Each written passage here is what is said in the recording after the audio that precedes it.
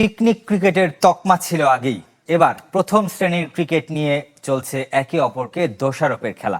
নির্বাচকদের দিক থেকে বারবার কাঠগড়ায় তোলা হচ্ছে ক্রিকেটারদের। সেই ক্রিকেটাররা বলছেন, যারা এসব বলেন তারাই পিকনিক মুডে থাকেন। এই অবস্থায় পুরো কাঠামোতেই সমস্যা দেখছেন বোর্ড পরিচালক নাজমুল আবেদিন। ইকরাম হোসেনের ৩ পর্বের ধারাবাহিকের প্রথম পর্ব আজ। ফার্স্ট ক্লাস ক্রিকেট নামের মতোই এর মাহাত্ম্য, আভিজাত্য, অথচ বাংলাদেশে পেয়েছে পিকনিক ক্রিকেটের তকমা।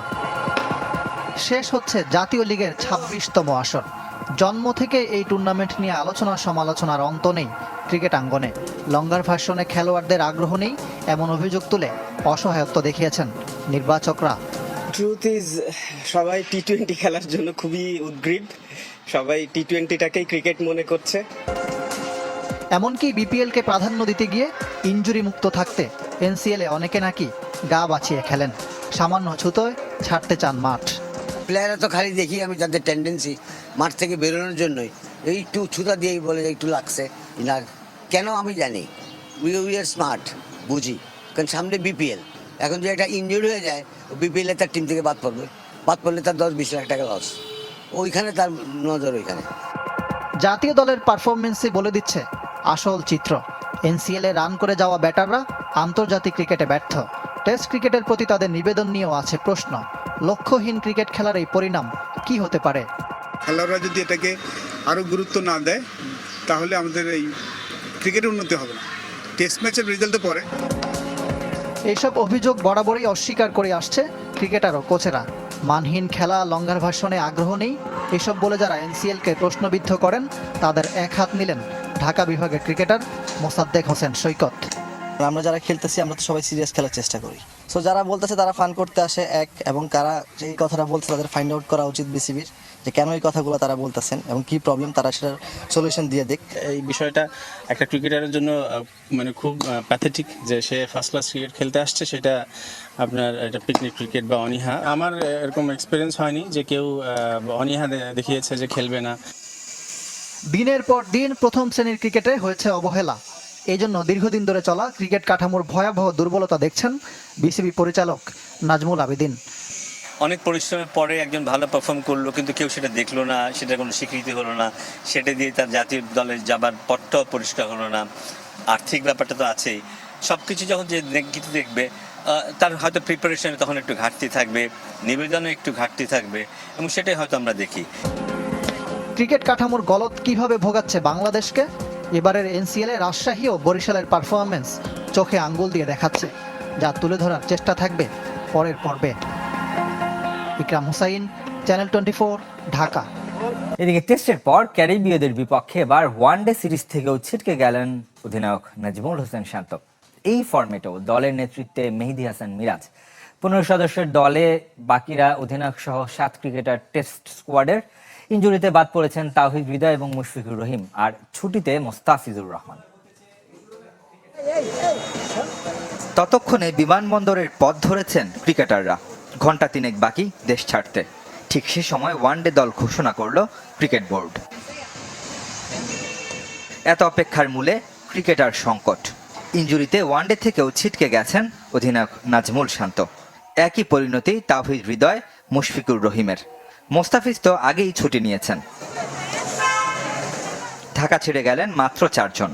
মাহমুদুল্লাহ, তানজিদ হাসান তামিম ও নাসুম আহমেদের পুরনো অভিজ্ঞতা হলেও পারভেজ হোসেন ইমন অভিষেকের স্বপ্ন নিয়ে আটলান্টিক পাড়ি জমালেন।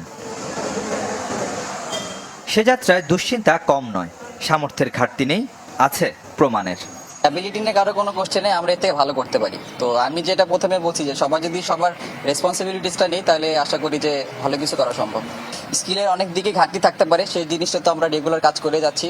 তো এই দুইটা কম্বিনেশন যদি আমাদের ভালো হয়, তাহলে এই জিনিসগুলো বড় হওয়া সম্ভব। টেস্টের মতোই তাই নেতৃত্বে মেহেদী হাসান মিরাজ। অধিনায়ক সহ টেস্ট স্কোয়াডের 7 ক্রিকেটার ওয়ানডে দলেও আছেন। 4 পেসারের সবাই খেলবেন সাদা বলে। ভিসা সংকট জেনেই ওয়েস্ট ইন্ডিজে থাকা ক্রিকেটারদের প্রাধান্য দিতে বাধ্য হয়েছেন নির্বাচকরা। গ্লোবাল সুপার লিগ খেলতে গায়ানায় আছে রংপুর রাইডার্স। সে দলের 3 জন সৌম্য সরকার, আফিফ হোসেন ও রিশাদ হোসেনকে নিয়েছে দল। আর তানজিম হাসান সাকিব গায়ানা ওয়ারিয়র্সে। যেহেতু ওখানে এখন অনেকে টেস্ট খেলতেছে, তারা কন্ডিশন সম্পর্কে অনেক ভালো জানে।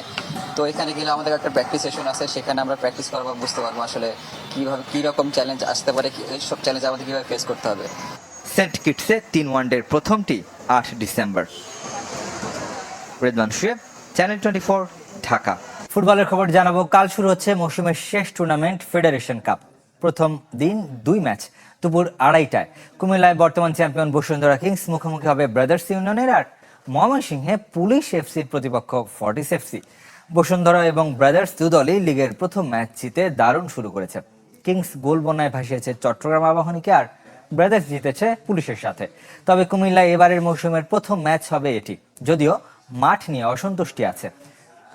ক্রিকেটের জন্য পিচ ভালো আগে, কিট ছিল আগে, তা সরিয়ে ফেলা হলেও পুরোপুরি ফুটবল উপযোগী হয়নি।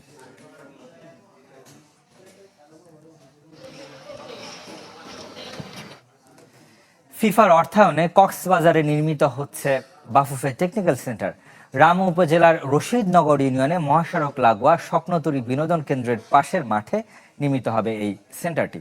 প্রস্তাবিত টেকনিক্যাল ফুটবল সেন্টারটিতে থাকবে ছেলে এবং মেয়েদের জন্য আলাদা খেলার মাঠ, ডরমেটরি, জিমনেশিয়াম, সুইমিং পুল।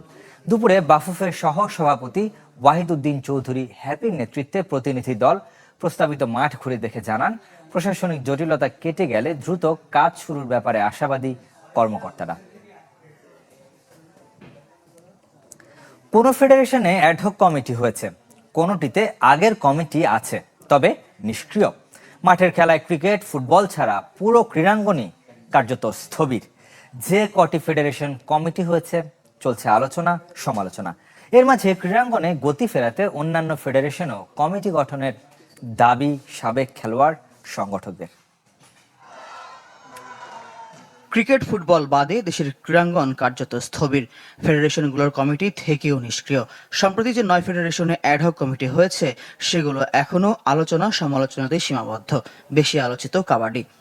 ভিতর থেকে একজন সাধারণ সম্পাদক নিছে যে আমাদের কাবাডি অঙ্গনে সে কোনো খেলোয়াড়ও না, কোনো সংগঠনও না, কোনো তার ক্লাবও নাই, এবং সে একজন এই ব্যবসা কাবাডি নিয়ে ব্যবসা করে। গভর্নমেন্ট যাচাই বাছাই, সার্চ কমিটি বলেন, সব খোঁজ খবর নিয়ে আমাকে এখানে বসাইছে, আমাকে একটা গাইডলাইন দিয়ে বলছে কাজ করার জন্য। আমি এখানে কাজ করতে আসছি, কাজ করতে চাই। কাজ করলে আপনারা দেখতে পারবেন যে আসলে যেই আলোচনা মাঠে আছে এগুলো ঠিক না ব্যাঠিক। সমালোচনা নিয়ে উদ্বিগ্ন নয় ক্রীড়াঙ্গন সংস্কারে গঠিত সার্চ কমিটি, বরং নতুন কমিটিগুলোকে কাজের মাধ্যমে মূল্যায়ন করতে চান আহ্বায়ক। আমরা এবং মন্ত্রণালয়ের সমন্বয়ে কমিটিটা হয়েছে, তো আশা করি যে ইলেকশনে যদি সে যোগ্য না থাকে, সে তো অবশ্যই আসবে না, যারা অন্য জেলাতে।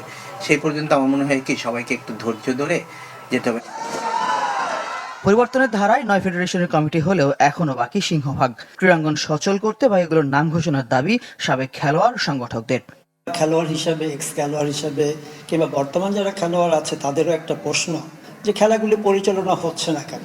যারা ভলিবল যোদ্ধা ছিল, ভলিবলকে মনে প্রাণে ধারণ করত, তাদেরকে স্থান করে দিলে, তাদেরকে যদি সুযোগ একবার দেওয়া হতো, আমার মনে হয় খুবই ভালো হতো। কমিটিটা দিলে কিন্তু ক্রীড়াঙ্গনটা আরও উজ্জীবিত হবে, আর ক্রীড়াঙ্গন উজ্জীবিত না হলে কিন্তু টোটাল খেলাধুলার জগৎটা মুখ থুবড়ে পড়বে। এ সপ্তাহেই দ্বিতীয় ধাপের ঘোষণা আসতে পারে জাতীয় ক্রীড়া পরিষদ থেকে।